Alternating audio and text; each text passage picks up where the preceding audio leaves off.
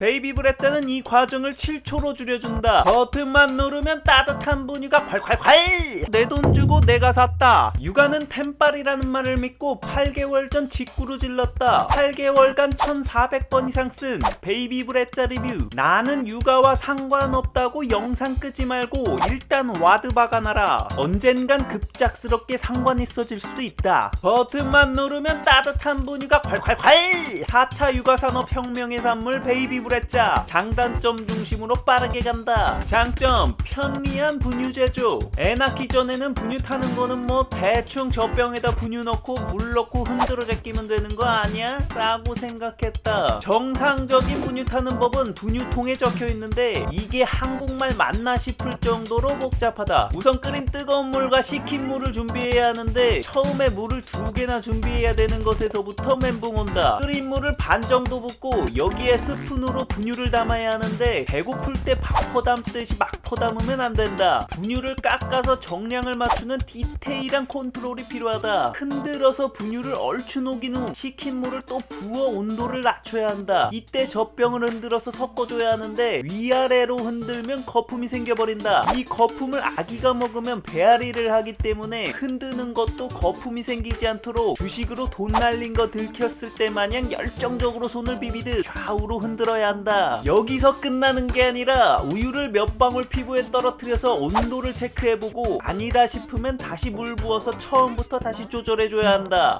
이게 무슨 분유 제조법인지 하이포션 제조법인지 헷갈릴 정도로 복잡하고 오래 걸린다. 베이비 브레자는 이 과정을 7초로 줄여준다.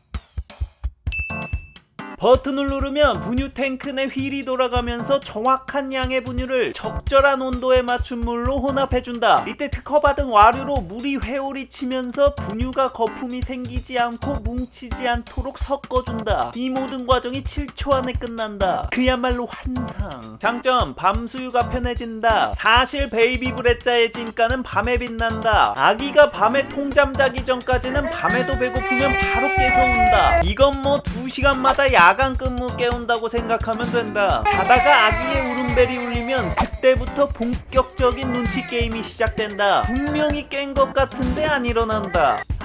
결국 최대한 빠르게 분유를 제조하고 먹이고 재우고 다시 자는 게 관건이다. 그렇기 때문에 밤수유는 스피드전이다. 하지만 자다 깨다 정신이 없기 때문에 분유를 젖병에 퍼담다 보면 몇 번 넣는지도 까먹는 데다 분유도 다 흘러서 바닥은 가로천지가 된다. 아기 울음 고주파 공격까지 당하다 보면 이때쯤 멘탈이 걸레가 된다. 베이비 브레자는 이 과정을 7초로 줄여 빠른 밤수유를 도와 부족한 잠시간을 늘려준다. 장점 편리한 분유 보관. 분유를 타다 보면 매번 분유통 뚜껑을 열고 닫고 해야 하는데 이렇게 되면 먼지가 들어갈 수밖에 없다. 특히 분유는 습도에 예민한데 혹시 뚜껑이라도 느슨하게 닿는 날엔 분유 한 통이 통째로 눅눅해져 버리는 대참사가 벌어진다. 베이비 브레자는 한번 충전을 하면 뚜껑을 여는 일 없이 공기와 습기 유입을 최소화하도록 밀폐되어 보관이 되기 때문에 깔끔하다. 단점 양 조절이 어려움. 이게 양 조절을 세밀하게 할 수가 없다. 딱 30ml 단위로만 조절이 가능하다. 아기가 크다 보면 수유량을 점차 늘려야 하는데 1-20ml로 조절이 잘 안 되다 보니 한 번에 30ml가 늘어나 버린다. 조절 단위를 세밀한 단위로 줄이는 게 그렇게 어려운 기술인지 문과로선 이해할 수 없지만 아무튼 이러면 한동안 아기가 다 못 먹고 버리는 양이 계속 생겨서 분유 낭비가 심해진다. 다만 우리 애기의 경우 늘어난 분유를 다 먹고 발달상이 1%가 됐다. 단점 110V임. 국내 정발 버전은 지금 거의 스위치 동숲 에디션급 품절 대란이다. BTS 티켓팅급 신컨이 아니면 바로 매진돼서 구매하기가 힘들다. 직구로 구하면 쉽긴 한데 이럴 경우 110V를 써야 한다. 이렇게 되면 변압기를 써야 하는데 무겁기는 더럽게 무거운 데다 인테리어 테러범이다. 너무 못생겼다. 단점 물을 끓여서 넣어줘야 함. 이 정도 테크놀로지면 자체적으로 물을 한번 끓여서 소독하는 기술 정도는 탑재가 될 법한데 그런 거 없다. 따로 물을 끓여 소독시킨 후 식혀서 넣어줘야 한다. 진짜 급하게 바로 수유가 필요할 때 물 떨어지면 굉장히 난감하다. 단점, 잦은 세척. 4번 분유를 제조하면 세척 알람이 뜨면서 분유가 나오는 깔때기를 씻어줘야 한다. 이 알람이 뜨면 제조 자체가 안 된다. 급하게 우유 타야 하는 상황에서 뚜껑을 빼서 분해하고 세척을 한 후 다시 껴야 한다. 위생을 신경 써야 하는 건 맞지만 너무 세척 빈도가 잦아서 매우 귀찮다. 특히 밤수육 때 이 알람 뜨면 매우 빡친다. 단점, 분유마다 세팅 번호를 알아야 한다. 분유마다 세팅 값이 달라서 분유에 맞는 번호를 일일이 맞춰 세팅해줘야 한다. 이 번호를 알아내려면 홈페이지에 들어가서 확인을 해야 하는데 간혹 이 번호를 알 수 없는 분유들도 있다. 이럴 경우 분유 제조사에 직접 전화해서 문의하는 수밖에 없다. 뭐가 바뀌었어? 분유 타는데 뭔 기계냐던 장모님이 아기 맡길 때 베이비불의 머시기 꼭 가져오라고 한다. 결론평, 육아는 실전이다. 분유 타는 것 말고도 할 일이 너무 많다. 프로 완분러라면 장비빨로 체력을 보존하라.